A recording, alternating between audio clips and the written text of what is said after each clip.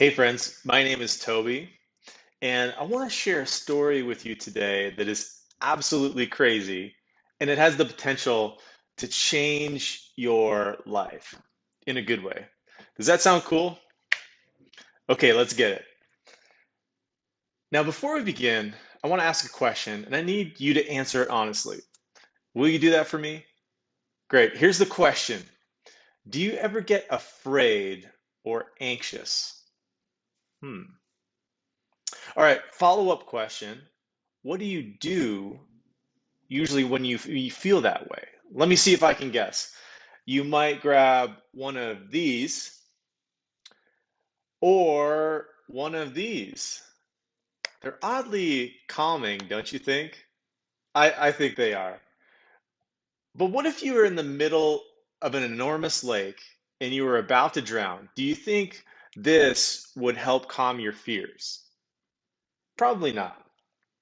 Which brings us to our story. Imagine this. You and a bunch of your friends are just chilling by the lake, and one of the guys says, "Hey, I need to get over to the other side of the lake ASAP. Who wants to hop in this boat and help me row to the other side?" What would you do? Would you say yes?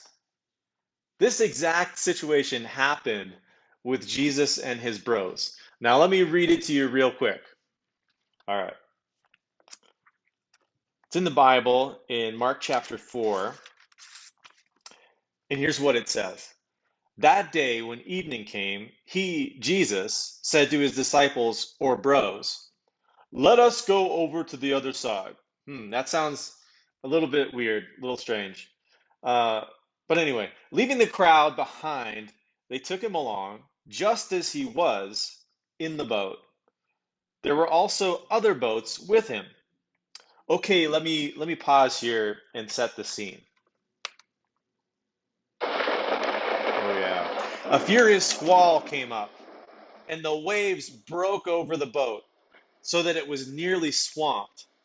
Jesus was in the stern, sleeping on a cushion. The disciples woke him up and said to him, "Teacher, don't you care if we drown?" He got up, rebuked the wind, and said to the waves, "Quiet, be still." Then the wind died down, and it was completely calm. He said to his disciples, "Why are you so afraid? Do you still have no faith?" They were terrified and asked each other, "Who is this? Even the wind and the waves obey him." Hmm. What a crazy story. Do you think that you would have been afraid if you were in the middle of a giant lake and a storm rolled in? I probably would. What's even crazier, though, is that this whole event took place in the middle of the night. Have you ever been on a lake at night? I have. And let me tell you, it is super sketchy.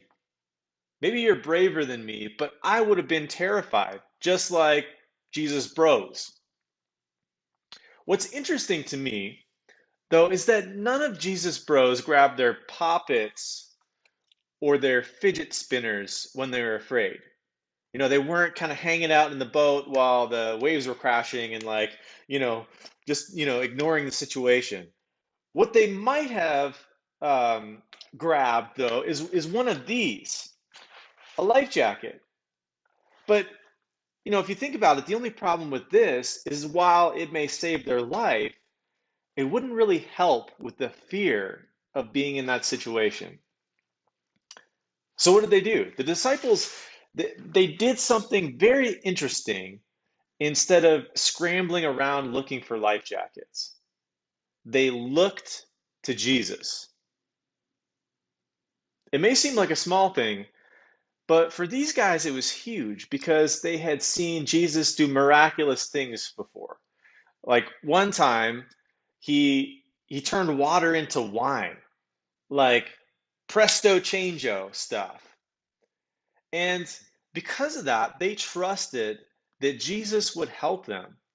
So they turned to him and asked, Always look to Jesus when you're in the middle of a storm, crisis, or challenge.